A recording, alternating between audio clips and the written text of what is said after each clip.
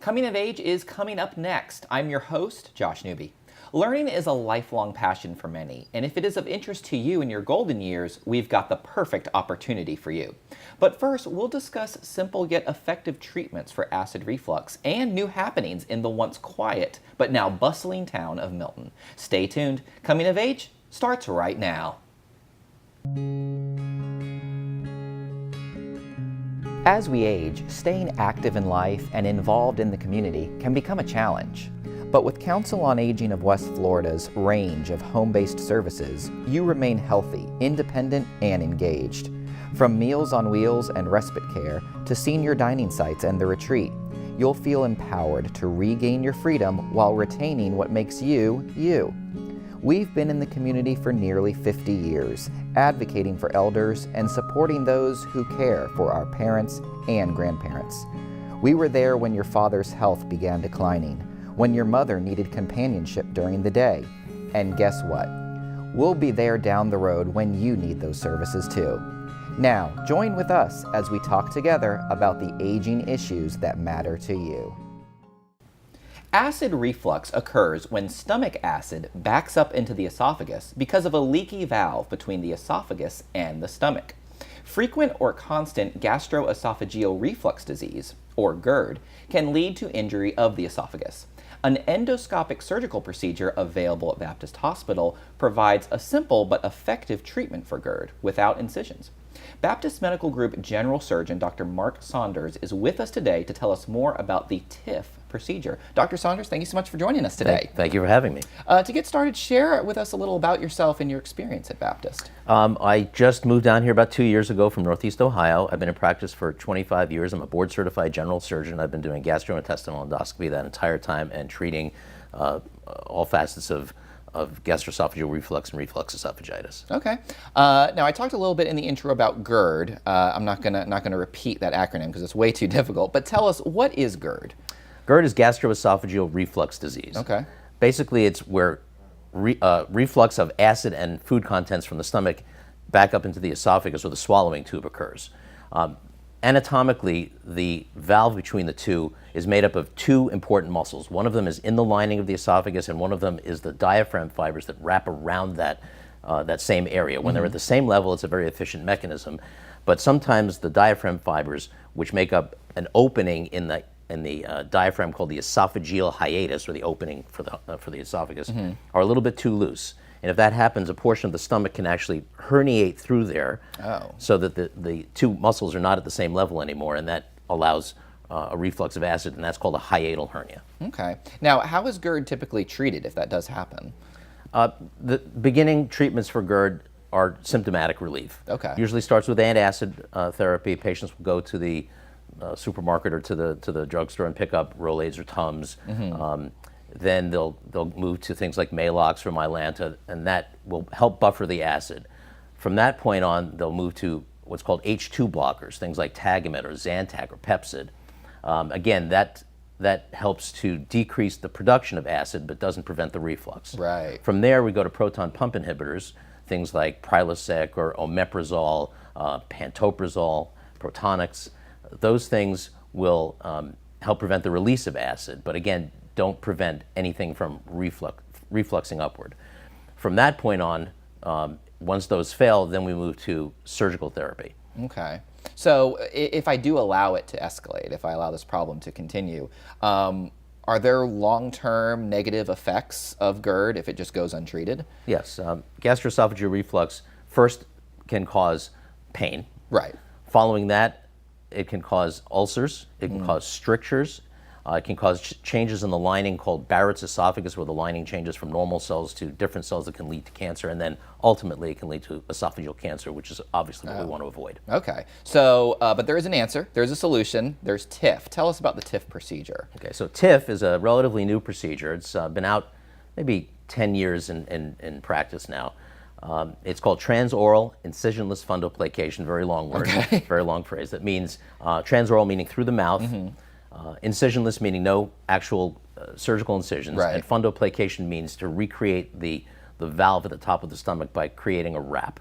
So everything's done endoscopically without any incisions. Wow. So does it require any sort of general anesthesia or anything like that? Yeah, the procedure requires a general anesthetic. It's done in a hospital, and patients do stay overnight, usually 1 or 2 days, mostly for symptomatic relief to make sure they're not going to have any nausea, their nausea is controlled, their pain is controlled, and they're tolerating a liquid diet.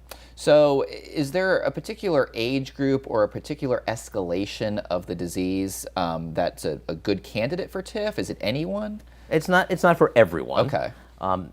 For example, it's not for large hiatal hernias. It's for smaller hiatal hernias. Okay. So basically, if there's a patient that has troublesome symptoms, that has any documentation of either a hiatal hernia or reflux by an endoscopy they've had before, or barium swallow where you can actually see the reflux, or esophageal pH testing if it's been done, and they have a 2 centimeter or less hiatal hernia, or if they have a slightly larger one and we can close the diaphragm opening and make it 2 centimeters or less, then they're a good candidate for it. Okay.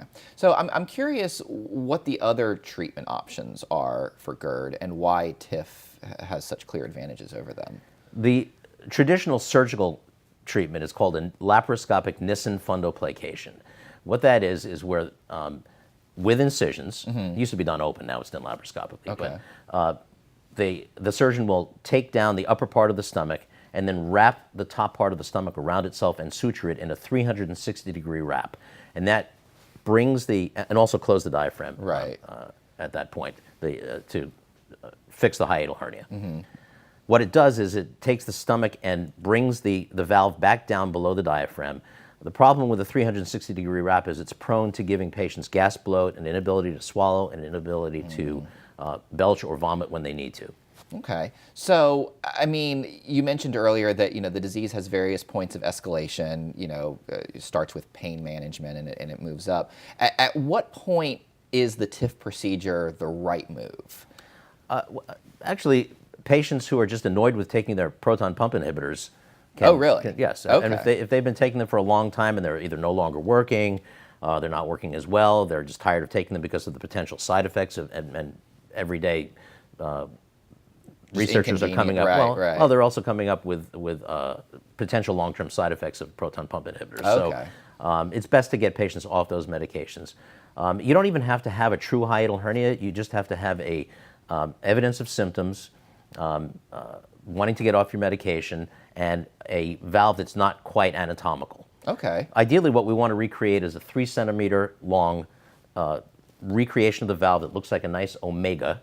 So it's a 270-degree wrap, not a 360-degree wrap. So that when we're finished, patients can still belch if they need to. They can still vomit if they have to, and they don't have the same kind of troublesome swallowing. They may have a little bit of discomfort in the beginning because of the work that's been done down there and some swelling, but usually that goes away in a few days. Excellent. Well, it sounds like a game changer, and I appreciate you coming on to tell us about it. Well, I appreciate you having me. Absolutely. Thank you. Recent changes and developments that may interest you in the City of Milton, coming up next.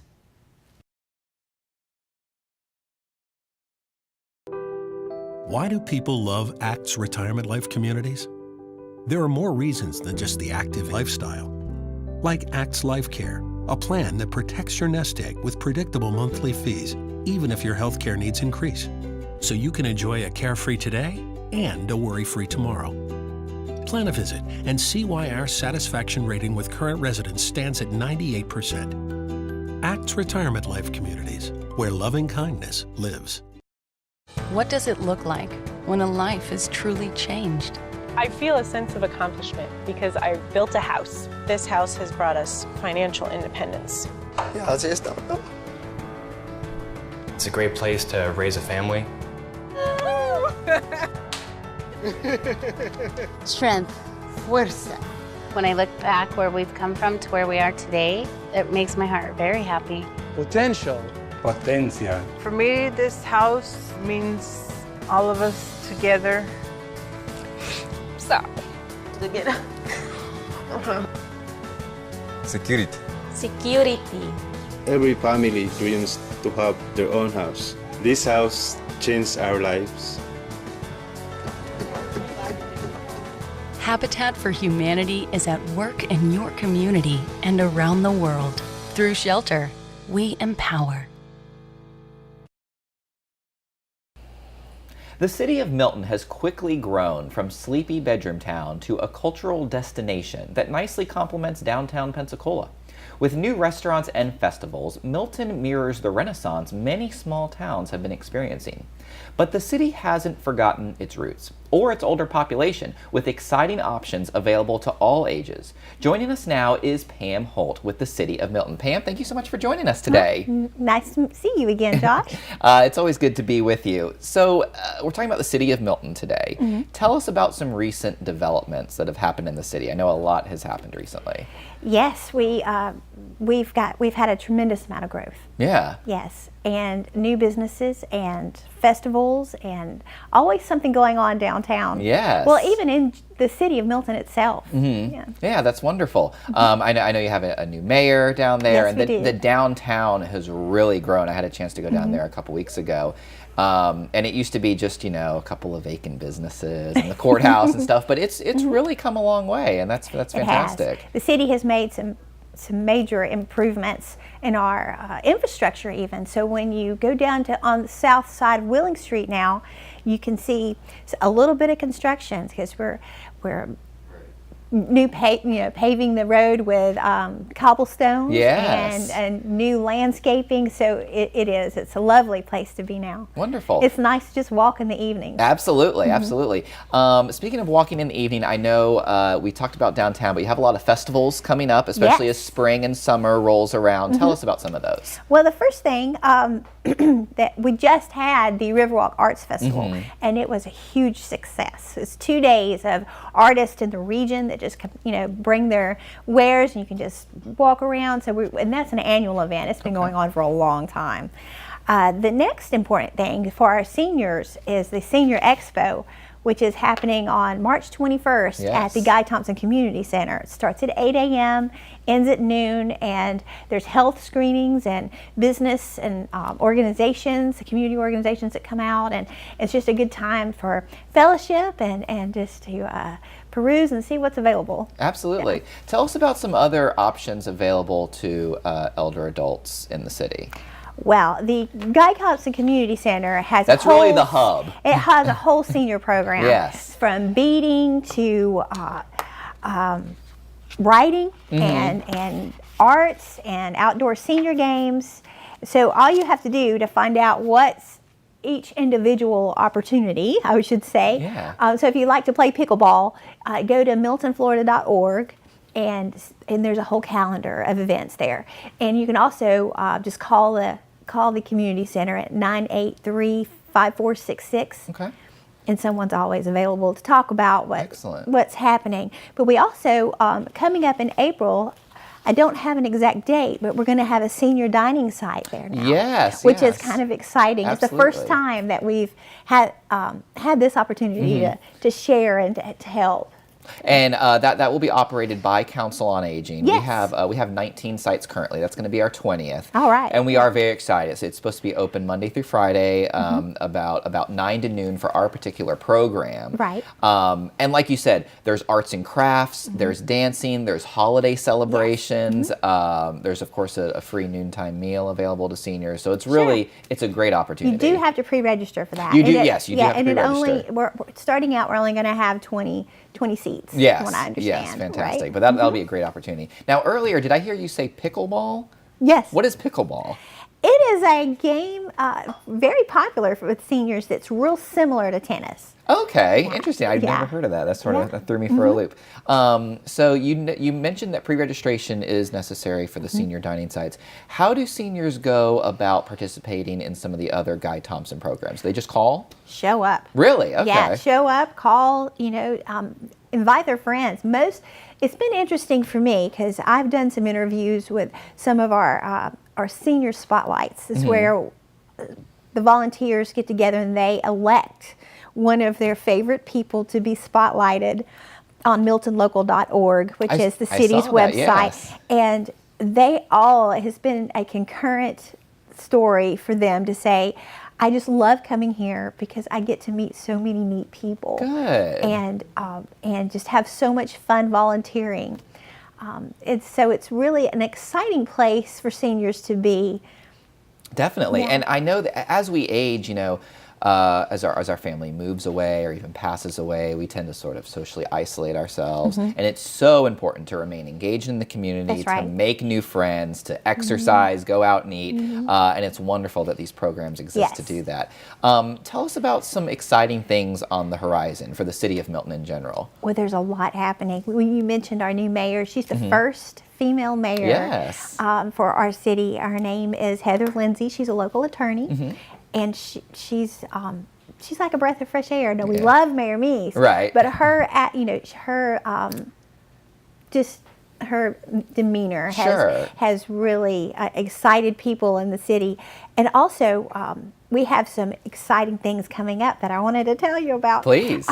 The splash pad that Mayor Meese, it was his baby. It was one thing that he really wanted to happen, and it's going to come to pass. So we have a deadline that the council has set for Memorial Day. Okay. So we're getting a contract signed soon, and that construction will be happening. And also, for the artist in Milton. All of us. Yes. We're going to have an art contest called Wings Over Milton, where local artists can come and sign up to put their ideas for any type of wing. It doesn't have to be any specific wing, but to paint them on the side of a building. Okay. So the younger people can come and take selfies or be a conversation piece. And we've got several places in mind, but the artist, it's going to be up to the artist to pick where they want to do their artwork. So that's something and we're getting all the particulars worked out right now. So we're really excited about having something fun and exciting. And just to, I don't know, beautify the city. Sure. Well, public art is so important to create a space and create a sense of community. That's wonderful. Well, it sounds like there's a lot coming up. I'm really excited to visit the city whenever I can. You mentioned the new mayor. She's been very supportive of our agency. She's actually going on the Meals on Wheels route with us soon. So we're very excited to continue our partnership with the City of Milton. Oh, and Bands of the Blackwater starts April 12th. You can find this little handout anywhere in Milton. Pretty much. We've got Main Street Milton as our events coordinators now. So they do a lot of things. But one of the things that they do is they put on Bands on the Blackwater for the city now. It's a lot of fun. Yeah. So look for the flyer, and April 12th is our first event. Absolutely. Pam, thank you so much for coming on today. Thank you. Continue learning long into your golden years with exciting opportunities from Pensacola State College. We'll discuss how you can get involved next. I enjoy helping my clients because I get a lot of satisfaction at the end of the day. If I know that I've done my best to get my clients the benefits they're entitled to, whether it's workers' compensation, Social Security disability, or car accidents. Any of those three areas of law provide a means for me to help people that don't have a means of helping themselves. My name is Brett Bogodsky. I'm an attorney with Levin Papantonio.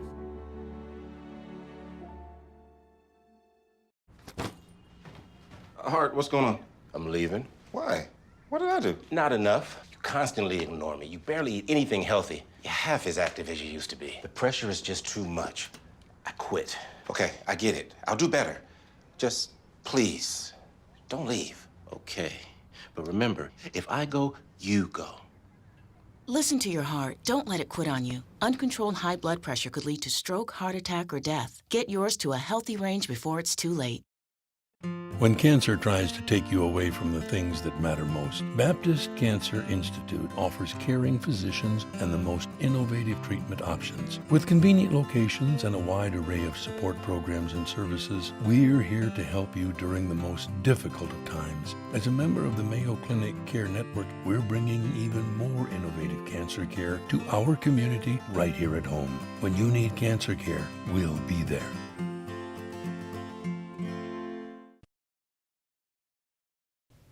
Remaining mentally active in our senior years is important, fun, and offers great health benefits.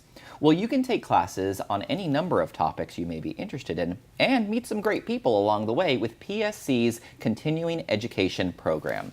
Let's talk more now about becoming lifelong learners with Devin with Pensacola State College's Continuing Education program. Devin, thank you so much for coming on today. Thanks, Josh. Happy to be here. So to get started, for someone who just had no idea that college was open to anyone over the age of 30, what is continuing education? Continuing education it's classes for all ages, and it's lifelong learning. We offer classes for recreation and leisure, cultural events that have reasonable prices, and it's accessible to anybody.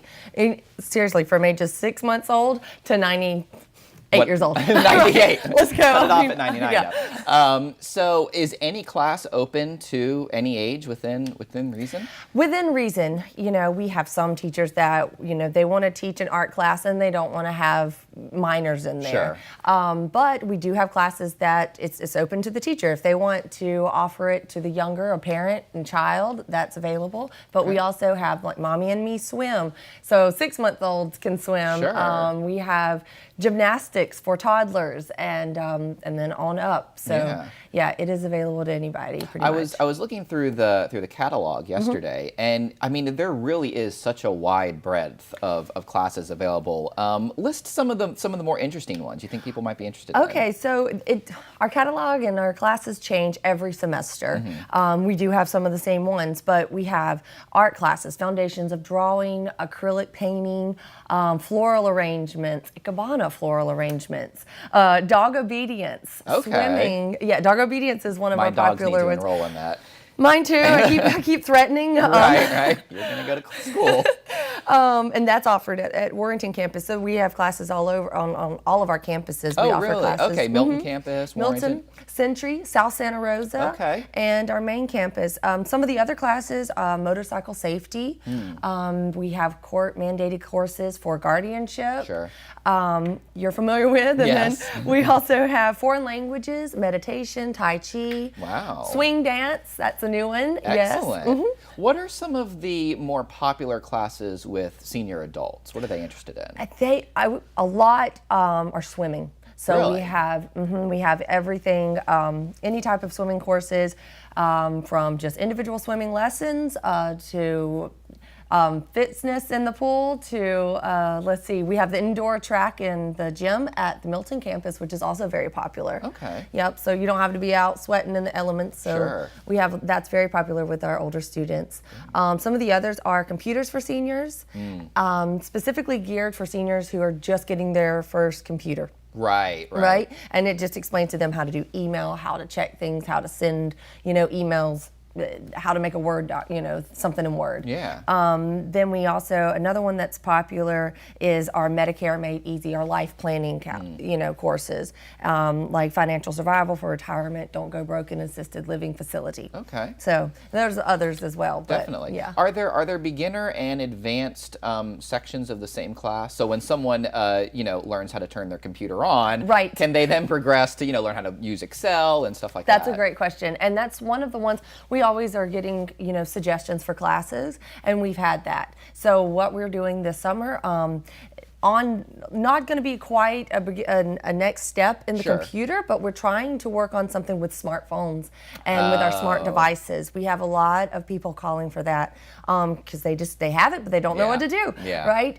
So we're hopefully going to have that this summer, if not by the fall. Okay. And another one is cybersecurity awareness. Yes. So that along those lines, at least we're trying to let the community have options for, learning after they get their computer. What do they need to do? Right. Well, I'm glad you mentioned cybersecurity because fraud, identity theft is such a huge challenge for seniors.